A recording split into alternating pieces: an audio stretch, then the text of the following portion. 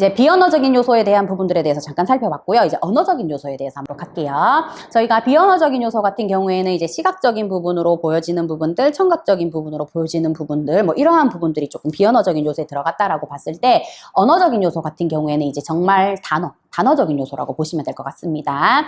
단어적인 부분 같은 경우에는 수신자가, 그러니까 상대방이 정확하게 그 문장이 무엇인지 이해할 수 있도록 말을 하시는 발신자분께서 메시지를 정확하게 전달을 해주셔야 돼요. 정확하게 전달을 해주셔야 됩니다.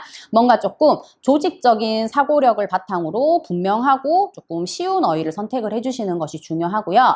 긍정적인 어떤 동조의 의미를 전달을 해주시는 것이 좋아요. 그래서 언어적인 부분에서도 언어적인 부분을 조금 선택을 하실 때도 부정적인 단어보다는 긍정적인 단어를 사용을 하시는 것이 좋고요. 그다음에 제가 계속 공주고받기라고 말씀드렸죠.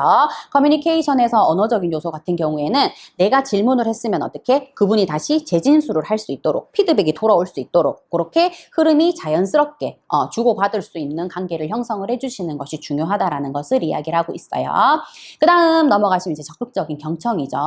경청 같은 경우에는 대표님들 제일 중요하신 게, 고객님이 혹시라도 컴플레인이 들어오셨을 때는 적극적인 경청이 아주 중요하다라고 보시면 돼요. 상대의 말을 절대 끊으시지 마시고, 만약에 막 이야기를 하시고 계신데 그 부분에 대한 내용이 잘못 어떤 오해가 있으셔. 그러면 어떻게 해요? 잠시만요 고객님, 그거 아닙니다. 중간에 끊지 마시고요. 끝까지 일단은 들어주세요. 끝까지 일단은 들어주시는 거, 이게 무조건 경청의 어떤 중요한 부분 중에 하나다라고 보시면 되겠죠.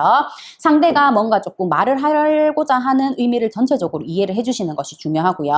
그다음에 어떤 감정을 조금 흥분시키지 않는 것들, 상대의 감정에 따라서, 손님의 감정에 따라서 내 감정도 거기에 휘말리지 않는 것, 그것이 아주 조금 중요한 경청의 요인 중에 하나다라고 보시면 됩니다. 그래서 경청 같은 경우에는 상대의 말을 끝까지 들어주는 거, 끝까지 들어주되 뭐예요? 뭔가 내가 당신의 말을 듣고 있습니다라는 경청 표현들도 함께 해주시는 거, 요거를 적극적인 경청이라고 한다라고 보시면 돼요. 말은 들어줘요.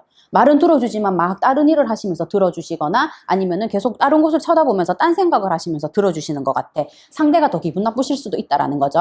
그렇기 때문에 누군가와 커뮤니케이션을 하실 때는 내가 말을 하지 않더라도 아까 말씀드렸던 것처럼 비언어적인 커뮤니케이션도 있다라고 말씀드렸죠. 뭐 고개를 끄덕여 주신다거나 네네 맞아요 이러한 표현들을 통해서 내가 당신의 말을 잘 듣고 있습니다라는 이러한 적극적인 표현을 같이 해주시는 거, 요걸 이야기를 하고 있죠. 그래서 언어적인 표현법에서 보시면은 자기 표현법이라는 것이 있어요. 대표님들 보시면 아까 제가 말씀드렸지만은 단어를 선택을 하실 때, 언어를 선택을 하실 때 부정적인 언어보다는 긍정적인 언어를 많이 사용을 하라고 말씀드렸거든요. 그러면은 긍정적인 언어는 어떻게 뽑아내느냐에 대해서 한번 살펴보도록 하겠습니다. 자기 표현법이라는 거는 자기 표현을 조금 부드러우면서도 뜻을 강하게 이야기하는 것을 이야기를 해요. 어떤 자기를 내세우면서 상대방의 어떤 인격과 권리를 존중해주는 행동이다라고 보시면 되겠죠. 쉽게 생각해서 자기 표현법이라는 거는 앞에 주어가 내가 되는 거예요. 지금 우리 표를 보시면 you 메시지랑 I 메시지라는 것이 있거든요. 예를 들어서 주어가 상대방이 돼버리잖아요. 상대방이 돼버리면은 예를 들어서 이게 된 거죠. 당신이 먼저 하라고 했잖아요. 당신이 먼저 했잖아요. 너가 먼저 했잖아. 너가 이렇게 하라고 했잖아. 너, you, 당신. 얘들이 앞에 오는 메시지 방법을 you 메시지라고 한다라고 보시면 돼요. 이러한 메시지 같은 경우에는 뭔가 조금 부정적인 사고라든지 뭔가 명령적인 부분들, 그 다음에 감정적으로서 책임을 전가할 수 있는 이러한 분위기를 나타낼 수가 있고요. 반대로 I 메시지 같은 경우에는 주어가 내가 되겠죠. 제가 잘못 알아들었네요. 제가 먼저 그렇게 파악을 했었어야 되는데 죄송합니다. 내가 먼저 그렇게 이야기를 했어. 그러니까 주어 앞에 들어가는 단어가 내, 나, I 이렇게 되는 메시지가 I 메시지라고 한다라고 보시면 됩니다. I 메시지 같은 경우에는 뭔가 조금 순화적이고 상대방을 배려하면서 뭔가 상황을 묘사할 수 있고요. 자신의 느낌을 조금 표현을 함으로써 요청을 할 때, 뭔가 조금 부탁을 할 때 가장 사용할 수 있는 이상적인 방법이다라고 보시면 되겠죠.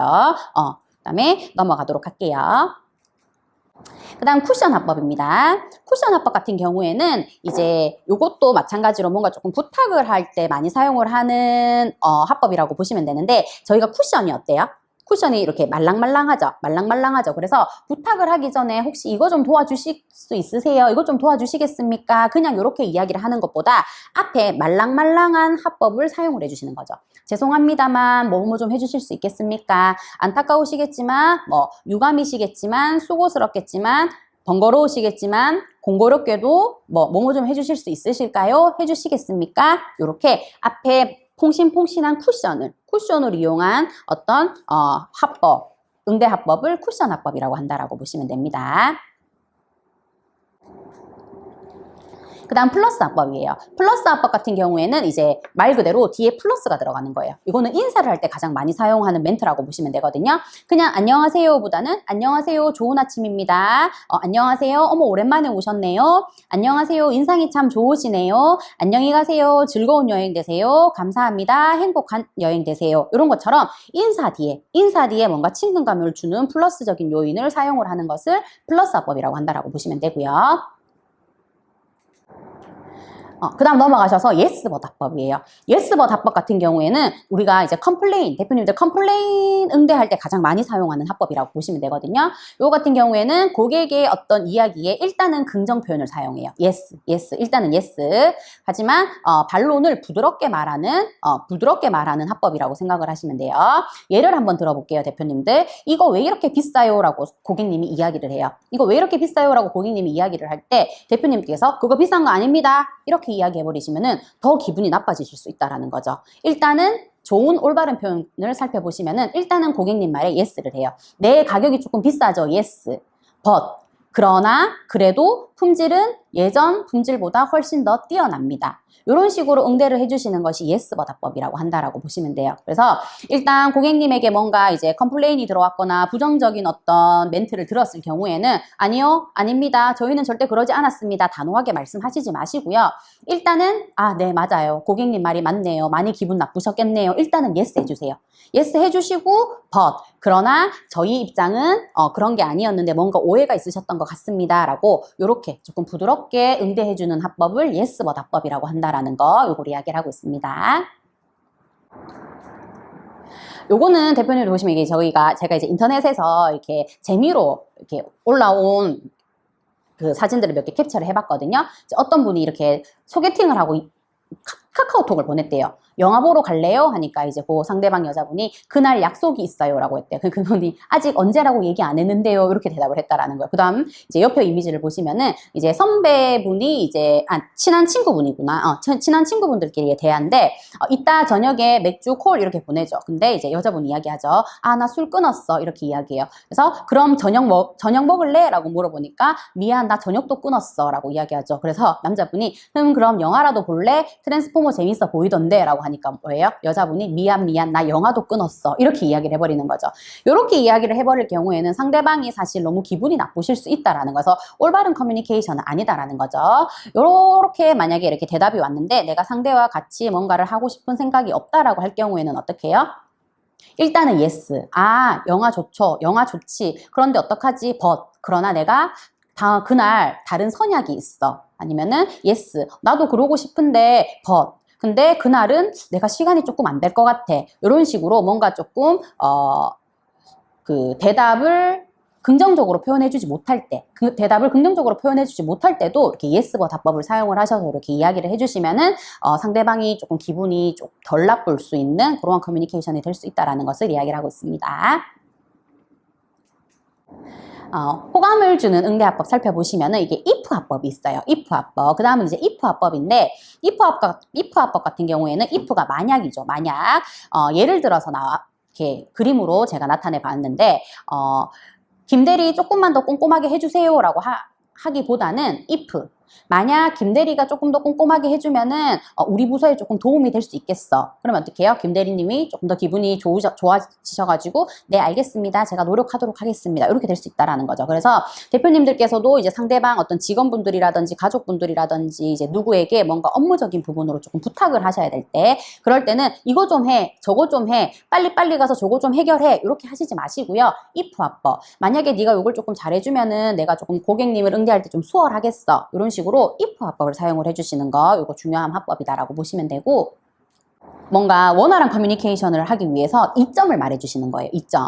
우리 오늘 야근합니다. 라고 그냥 이렇게 딱 통보하기보다는 오늘 제안서 때문에 야근을 해야 됩니다. 하지만 뭐예요? 내일은 아침 일찍이 아니라 오후에 출근하세요 라고 할 경우에는 어떻게 해요? 다른 직원분들이 피곤하긴 하지만은 일단 오늘 야근하면은 내일 오후에 출근할 수 있으니까는 야근 오케이 알겠습니다. 기분 좋게 야근하도록 하겠습니다. 이제 이런 식으로 응대합법이 이루어진다라는 거죠. 그래서 대표님들께서도 누군가에게 이제 뭔가 이렇게 조금 부탁을 하거나 아니면은 좀 이제 시간이 영업 외 시간 아니면은 이제 근무 외 시간에 조금 더 근무를 해주기를 원한다라고 할 경우에는 그냥 2시간만 좀 더 해줄래? 1시간만 좀 더 해줄래? 이렇게 이야기를 하시기보다는 만약에 오늘 뭐 1시간 더 일하시면은 내일 1시간 늦게 출근하셔도 됩니다. 이런 식으로 뭔가 이점을 말씀을 해주시게 되시면은 상대방도 조금 더 그 부분에 대해서 긍정적으로 받아들일 수 있다라는 것을 이야기를 하고 있고요.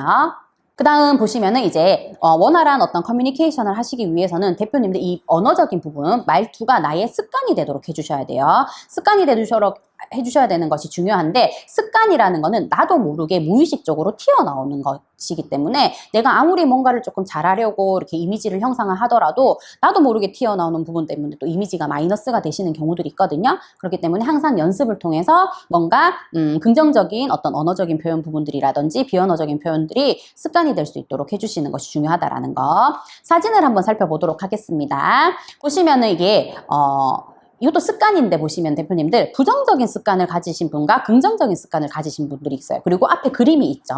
공장과 꽃이 함께 있습니다. 공장과 꽃이 함께 있는 그림을 보고 부정적인 습관을 가지신 분들은 부정적인 영향을 더 먼저 본다라는 거죠. 저 공장 때문에 공기가 너무 나쁠 것 같아. 똑같은 그림을 똑같은 풍경을 보지만 하지만 긍정적인 습관을 가지신 분 같은 경우에는 어머 꽃이 너무 예쁘네 라고 어떤 공장적인 부분보다는 꽃에 대한 부분을 먼저 본다라는 거예요. 그래서 같은 부분이라든지 같은 장면을 보더라도 습관의 차이에 따라서 어떤 반응이 달라지게 된다라는 거죠. 그래서 대표님들께서도 조금 긍정적인 습관들 가져주시는 거 중요하다라는 거 이야기하고 넘어가도록 하겠습니다. 다음에 이제 긍정적인 표현법이라는 것이 있거든요. 이제 언어적인 표현, 부드러운 응대합법, 원활한 커뮤니케이션에서 긍정적인 표현법들이 있는데 먼저 긍정적인 표현법을 살펴보도록 할게요. 긍정적인 표현법 같은 경우에는 긍정적인 부분을 중심으로 표현하는 것이다라고 보시면 돼요. 같은 내용이더라도 어떤 긍정적인 부분을 강조해서 말하게 될 경우에는 거북부감을 줄일 수 있는 또 그러한 장점을 가지고 있거든요. 그렇기 때문에 혹시라도 긍정적인 내용과 부정적인 이야기를 같이 하셔야 되는 경우들 있죠. 같이 하셔야 되는 경우들은 긍정적인 것을 먼저 이야기를 하시고 나중에 부정적인 것을 이야기를 해주시는 것이 좋아요. 예를 들어서 그냥 이곳에서 담배를 피우시면 안 됩니다 라고 이렇게 단호하게 말씀을 하시기보다는 건물 바깥에 흡연석이 마련되어 있습니다. 이런 식으로 뭔가 조금 긍정적인 부분으로 표현을 해주시는 것이 중요하다라는 것을 이야기를 하고 있고요. 보시면은 이게 저희가 보면은 이게 되게 부정적이신 언어만 사용을 하시는 분들이 있어요. 그러니까 이렇게 좀 해. 그거 아니야. 그거 안 돼. 저렇게 해. 그렇게 하면 안 돼. 그렇게 하지 말라고 했잖아. 긍정적인 부분이 아니라 부정적인 표현만 이렇게 계속 사용을 하시는 분들이 있으시거든요. 사실 이런 표현만 계속 사용을 하시는 분들 같은 경우에는 이게 좀 상대방에서 한두 번 정도는 이렇게 가깝게 이렇게 다가오긴 하겠지만은 계속 부정적인 언어만 사용을 하시게 되시면은 떠나가시는 어떤 상대방 분들이 많이 계실 거란 말이죠. 그렇기 때문에 너무 부정적인 표현들보다는 우리가 아까 앞에서 말씀드렸던 긍정적인 표현들 많이 사용을 해주시는 거 중요하고요. 그 다음에 청류형의 표현법, 레이어드 합법이라고 하죠. 레이어드는 뭐예요? 이렇게 옷을 여러 겹 겹쳐 있는 것들, 겹쳐서 멋을 내는 것을 레이어드라고 하죠. 마찬가지로 언어에서도 레이어드 합법이 존재한다라고 보시면 됩니다. 사람들은 사실 이렇게 누구나 주도권을 갖기를 원해요. 그러니까 나도 모르게 나는 그런 유형의 사람이 아니다라고 생각은 하지만은 마음속 깊이 누구나 뭔가 내가 조금 주도적인 부분이 있었으면 한다라고 어떤 주도권을 갖기 위함을 조금 원하는 분들이 많거든요. 그렇기 때문에 명령형의 표현을 조금 거부감을 일으킬 수 있다라는 거죠.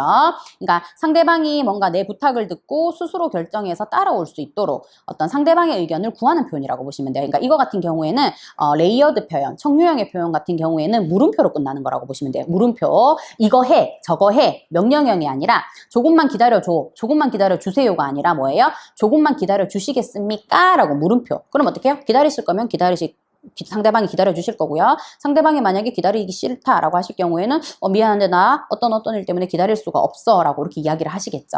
그래서 대표님들께서도 고객님들을 응대하실 때 명령형보다는 청유형, 물음표에 응대를 해주시는 것이 중요하다라고 보시면 됩니다. 그러니까 예를 들어서 이런 것들 있죠. 고객님들께서 여기 대표 메뉴가 뭐예요? 저 여기 처음 왔는데 어떤 메뉴가 맛있어요? 라고 이렇게 여쭤보시는 분들이 많이 계세요. 여쭤분들께 보시는 분들이 많이 계신데 대표님들께서 이렇게 이야기하죠. 우리 매장 대표 메뉴는 이거입니다. 그러니까 요거 한번 드셔보세요 라고 이야기를 해요. 드셔보세요 라고 이렇게 약간 마침표에 응대를 하시게 될 경우들 있죠. 그럴 경우에 정말 그 음식이 고객님 입에 맞으면 상관이 없어요. 고객님 입에 맞으면 상관이 없지만 혹시나 그 음식이 고객님 입에, 왜냐하면 음식은 주관적인 부분들이기 때문에 그 음식이 고객님들의 입에 맞지 않았다라고 할 경우에는 뭐예요? 사장님이 이거 시키라고 해가지고 시켰는데 맛이 없네요 라고 또 이렇게 컴플레인이 걸려버리실 수도 있다라는 거죠. 그렇기 때문에 대표님들께서는 마침표의 어떤 응대어 표현보다는 물음표의 응대어 표현을 사용을 해주시는 것이 좋습니다. 그럼 어떻게 해주시면 될까요? 저희 대표 메뉴는 뭐뭐뭐입니다. 근데 이제 뭐 이거는 어떤 맛을 낼 수 있기 때문에 혹시나 뭐 매운맛을 싫어하시는 분들은 조금 힘드실 수도 있어요. 그래도 괜찮으시겠습니까? 라고 이제 물음표에 어떤 의문을 해주시겠죠. 의문에 어떤 응대를 해주시면은 고객님들께서 그 설명을 들으시고 본인들이 괜찮으시면 저는 괜찮으니까는 그거 주문할게요. 들어보시고 저는 힘들 것 같아가지고 그거는 주문 못하고 제가 다른 거 보고 다시 주문하도록 하겠습니다. 뭐 이런 식으로 이렇게 커뮤니케이션이 이루어지겠죠. 그렇기 때문에 뭔가 대표님들께서 고객님들께 응대를 하실 때는 요거는 조금 알아두셔야 되는 부분이에요. 마침표의 응대보다는 물음표, 청유형의 표현으로 사용을 해주시는 것이 중요하다라는 거, 요걸 이야기를 하고 있습니다. 그 다음에 이제 개방적인 표현법에 대해서 알아보도록 하겠습니다. 개방적인 표현법 같은 경우에는 뭔가 이게 네, 아니요라는 대답만을 가능한 어떤 폐쇄적인 질문이 아니라 상대가 여러 가지의 어떤 개방적인 대답을 할 수 있도록 질문을 하는 것을 이야기한다라고 보시면 돼요. 예를 들어서 오늘 하루 즐거우셨습니까? 라고 물어보죠. 즐거우셨으면 예 라고 대답을 하실 거고요. 즐겁지 않으셨으면 아니요 라고 대답을 하실 거라는 거죠. 요게 폐쇄적인 질문이에요. 근데 긍정적인 질문법 같은 경우에는 오늘 하루 어떠셨나요? 라고 여쭤보시게 되겠죠. 그럼 어떻게? 즐거우셨으면 오늘 하루 즐거웠습니다. 힘들었으면 오늘 하루 힘들었습니다. 이렇게 대답이 들어오겠죠. 이런 것처럼 네, 아니요 라는 어떤 폐쇄적인 질문보다는 뭔가 조금 개방적인 대답을 받으실 수 있는 질문들, 이러한 부분들을 개방적인 표현법이라고 한다라는 거, 그걸 이야기를 하고 있습니다. 그 다음에 이제 완곡한 표현법입니다. 완곡한 표현법. 완곡한 표현법 같은 경우에는 뭔가 조금 단호하게 이야기하는 부분들을 피해 주시는 거라고 보시면 돼요. 조금 직설적이고 강압적인 표현을 피해 주시는 거. 모릅니다. 아닙니다. 안 됩니다. 이러한 표현법들이 아니라 제가 한번 알아보겠습니다. 제가 잠시만 기다려주시면 금방 처리해 드리겠습니다. 이런 식으로 뭔가 조금 대화를 부드럽게 이어나가기 위한 어떤 커뮤니케이션의 표현법이라고 보시면 될 것 같습니다. 그래서 이것도 마찬가지로 우리가 아까 청유형, 레이어드형의 어떤 그 표현법과 마찬가지로 종결음이 마침표의 표현보다는 물음표, 의문형의 물음표의 어떤 응대를 사용을 해주시는 거, 이것도 좋은 방법 중에 하나다라고 보시면 되고요. 그 다음 신뢰화법에 대해서 한번 알아보도록 하겠습니다. 신뢰화법 같은 경우에는 이제 말의 어미 선택에 따라서 상대방에게 신뢰감을 줄 수 있는 대화법이라고 보시면 되거든요. 그러니까 뭐뭐 했습니까? 뭐뭐 했습니다. 뭐뭐 해도 괜찮겠습니까? 이런 식으로 이제 닭가체로 끝나는 이런 정중화법을 70% 정도 사용을 하시고요. 그 다음에 뭐뭐예요. 그 다음에 어서 오세요. 뭐 안녕히 가세요. 이런 것처럼 요조체로 끝나는 부드러운 화법을 30% 사용하는 거. 이걸 신뢰화법이라고 한다라고 보시면 돼요. 그래서 대화를 하실 때는 닭가체랑 요조체를 조금 골고루 섞으셔서 대화를 해주시게 되시면 조금 더 원활한 커뮤니케이션이 되실 수 있다는 것을 이야기를 하고 있습니다. 그 다음 맞장구 화법입니다. 맞장구 화법 같은 경우에는 이제 맞장구가 뭐예요? 상대방의 말을 맞아 해주는 이런 화법이죠. 상대방의 이야기에 관심이 있다라는 것을 표현해주고 그 다음에 그러한 이야기에 대한 부분들을 반응해주는 화법이라고 보시면 되겠죠. 여기서 보시면 맞장구도 여러 가지의 맞장구가 있거든요. 먼저 가벼운 맞장구 같은 경우에는 그렇군요, 그렇습니까, 뭐 이 정도의 표현들. 그다음에 동의 맞장구 같은 경우에는 이제 정말이요? 그래서 어떻게 됐어요?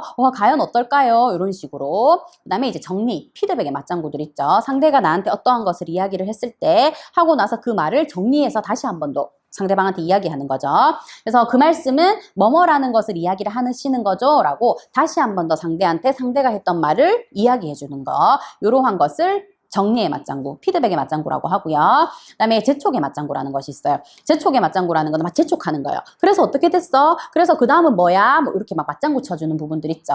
재촉의 맞장구. 그 다음에 몸찐 맞장구 같은 경우에는 그냥 고개를 끄덕이거나 갸우뚱 해주시거나 눈을 맞춰주시거나 이러한 부분들을 몸찐 맞장구에 포함이 된다라고 보시면 돼요. 그래서 맞장구 화법 같은 경우에는 내가 상대의 말을 잘 듣고 있습니다라는 어떠한 표현을 해주시는 것을 맞장구 화법이라고 한다라는 것을 이야기를 하고 있습니다. 저희가 보시면은 이제 여러 가지 이러한 어떤 언어 표현을 사용을 하실 때 유의해야 할 표현들이 있어요. 먼저 뭔가 조금 부정형이라든지 단정형, 뭔가 대답하기 전에 죄송합니다를 먼저 말해 주셔야 되니까 부정적인 부분을 이야기를 하실 때는 죄송합니다만 실례지만 이런 것처럼 우리 아까 쿠션 화법 그때 말씀드렸던 것처럼 앞에 조금 부정적인 말을 하시기 전에는 죄송합니다 라는 말씀을 먼저 이렇게 붙여주시는 것이 좋고요. 그 다음에 거절을 하실 때는 너무 빨리 하시게 되시면 또 진정성이 없어 보이실 수가 있거든요. 그렇기 때문에 조금 천천히 이야기를 해주시는 것이 좋고, 그 다음에 외부 고객 앞에서 직원분들 간에 보시면은 이렇게 야, 뭐 언니야, 뭐 네가, 내가 뭐 이렇게 표현을 하시는 직원분들이 많이 계세요. 근데 아무리 친한 사이더라도 직원분들 앞에서는, 그러니까 고객님들 앞에서는 직원분들끼리 이렇게 직함을 불러주시는 것이 좋습니다. 그래서 이제 혹시나 직함이 없는 매장의 대표님들 같은 경우에는 이제 직원분들한테 아니면 이름을 불러주셔도 되고요. 뭐 누구누구 씨 뭐 이렇게 이름을 불러주셔도 되고, 아니면은 이렇게 간단한 이렇게 직함을 조금 이렇게 만들어 주시는 것도 이렇게 좋은 커뮤니케이션 방법 중에 하나라고 보시면 되고, 그 다음에 이제 비속어라든지 속어라든지 우리 지금 많이 친구들이 사용을 하고 있는 줄임말이라든지 유행어, 이러한 표현들은 고객님들을 응대할 때 절대 사용을 하시면 안 된다라는 거 그거 알아두시면 됩니다. 그래서 서비스인들이 사용을 하시면 안 되는 용어들이 있어요. 안 돼요, 없어요, 몰라요. 이러한 어떤 언어적인 부분들은 최대한 피하셔가지고 조금 더 원활한 커뮤니케이션을 위해서 우리 아까 앞에서 보셨던 여러 가지 대화법들 있죠. 그러한 대화법들 중에 하나를 고르셔가지고 고객님을 응대해 주시는 거 요거 꼭 알아두시길 바라겠습니다. 2주차는 이제 저희가 어떤 커뮤니케이션, 고객과 대표님들과의 커뮤니케이션, 사람과 사람과의 어떤 조금 부드러운 커뮤니케이션에 대해서 알아봤고요. 대표님들, 사람의 어떤 품격은 입에서 나온다라고 해요. 그래서 뭔가 자신만의 향기가 담긴 어떤 말이 성공할 수 있는 그러한 여러 가지 화술들을 만들어 주시는 것이 중요하다라고 하거든요. 그래서 대표님들의 어떤 품격 있는 커뮤니케이션을 하기 위해서 우리 아까 앞에서 보셨던 대화법들 잘 활용을 하셔서 고객님들을 응대해 주시길 바라겠습니다. 2차 시 들어주시느라고 고생 많이 하셨고 3차 시에서 또 다시 만나 뵙도록 하겠습니다. 감사합니다.